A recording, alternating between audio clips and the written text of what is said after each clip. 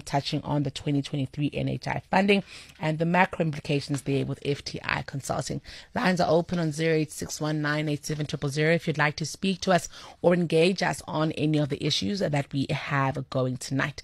But like I said, Phillipa Geard is on the line to have a conversation with us. She is the founder of RecruitMyMom, and we're basically touching on the Working Woman Research Report there, and that report shows that underutilized skilled female talent could address the country's skills shortages. And while many of us might think, well, of course, Philippa's really got in and they've done some research, and we'd like to touch on this study. Phillipa, good evening. Thank you for your time. Hi, Alessandra. Thank you for having me. Fantastic. Phillipa, let's talk about maybe this research and why you and the people at RecruitMyMom decided to embark on the study. Yeah, so we were noticing the effects of economic conditions, particularly on women, given the market that we're in, and changing work arrangements in South Africa. And so we really wanted to get some data, local data, around what is happening with women, particularly in the workspace, and how we could assist business to think about the economy and talent planning going forward. And so that's why we embarked on it. I mean, there are some very important outcomes here, Phillipa, and I don't know if we'll have time to speak of all of them, but I think, for me, I think it's important to note, first of all, that women do outpace men in educational qualifications. However, this doesn't quite show up in how women are promoted in their careers. Yeah, so the context of this report is really important in South Africa because, as you say, there are more females entering and graduating from tertiary institutions, more women entering the workforce, and still only a very small percentage of them in executive and senior leadership positions. And this is not sustainable for us long term as a country.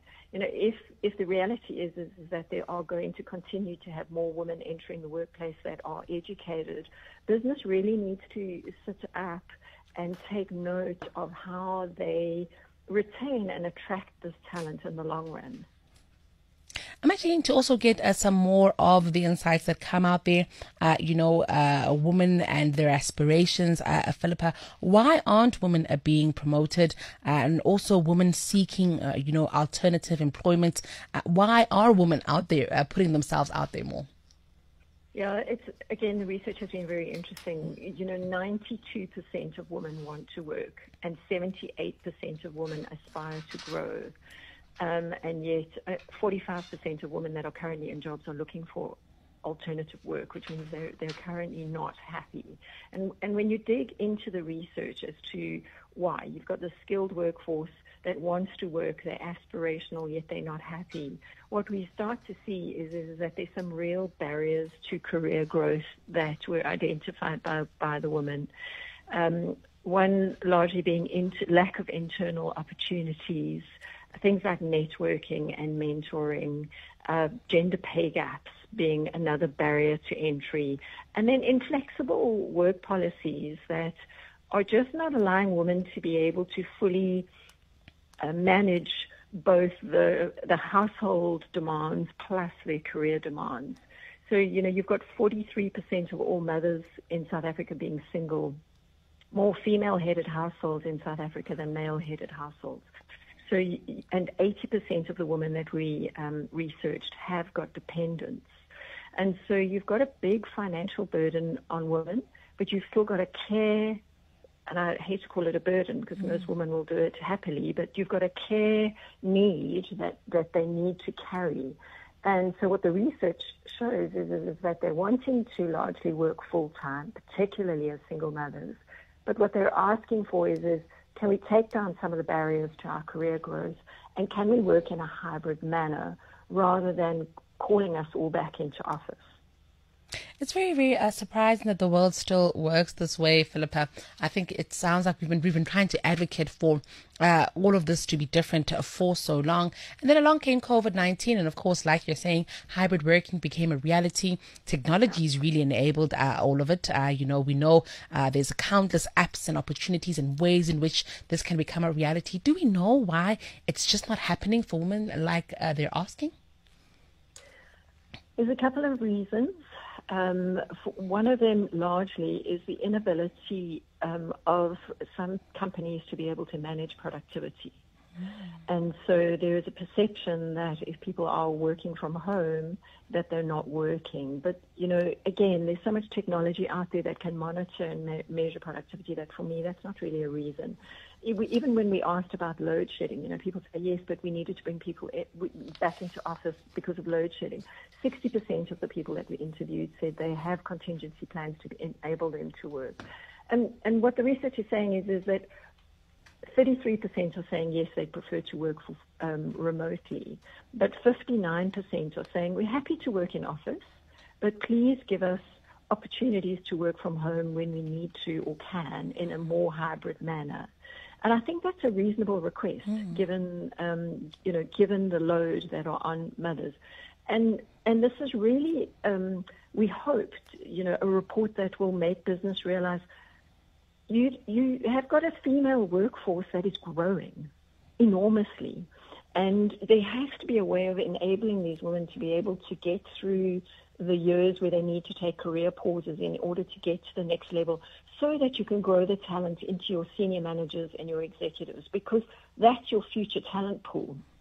And so the idea of the report is to say, here's a whole lot of strategies and ideas and guidelines that will enable you to think into the future about this growing female workforce and how you need to help them. Because what we've noted is what we call the missing rung in the ladder, which is you get the women into entry level and mid kind of level, and then they start to fall off.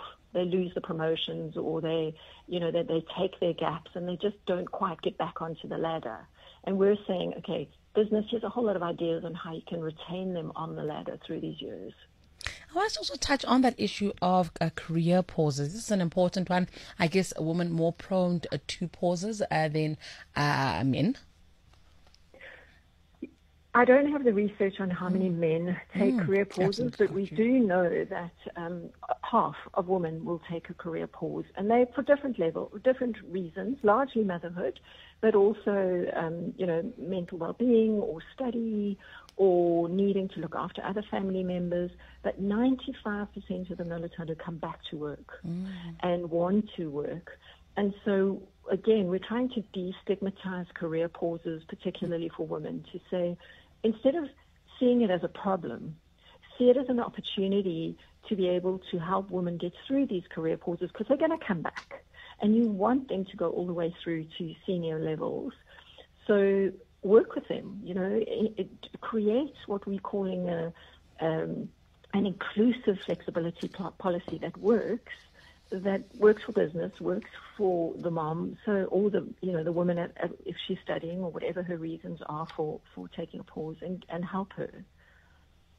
I also want to touch on, the stigma around working moms. In my mind, Phillipa, the conversations we've always had, and could be Bryce speak, but it was always assumed that mothers would have, split priorities, unable to rationally think things through. But of course, you work with moms every single day, and we know that's just not true. Absolutely. And we know that's not true. We know that they're, that's why we started RecruitMyMom, because I think they make some of the best employees ever. They're very dedicated to what they do. So they're dedicated to their children, but they're also dedicated to their careers. And you're like, well, how does that work? Well, it does, because so many of them are the breadwinners in the home, or financially contributing to their families. They want to have children, they want to raise children, but they also want a career. And this isn't about women want it all. It's what do women need in order to flourish, so that as an economy, we can retain and attract these skills, so that the whole economy benefits from these skills rather than losing them. I must also ask you, I think of an important one here is the issue of money, packages, benefits. It's an important one, Phillipa. I know that in my 30s, I want a little bit more than I did in my 20s. There are things I didn't really care for in my 20s that absolutely are deal breakers now. And I think in the next few years, that will also be something that I'm thinking about. And that's an important part. As women are growing their careers, they're going to want more. Yeah, that's true. And in the report, which anybody can download from our site, we look at the top appealing factors when looking for a job, and also what benefits people are looking for when they're, in a job. And what's interesting is salary, bonuses, that's important across age group. It doesn't matter who you are, that is important. But then the flexibility option comes up, but also important things like medical aid contribution or pension fund and provident fund, training and development. So you're right. Depending on the stages that people go through, their needs change. And again, that's about dialogue. It's what stage do I need to help you through in order to retain your skills so that I can keep you in my company or keep you in your career, because we don't want to lose these valuable skills, knowing that so many of these women are so highly educated. We are out of time, Phillipa, but before I let you go, I think just to let the listener know where they can find that report, should they be keen to dig deeper. Yes, sure. It's on the website, which is www.recruitmymom.co.za.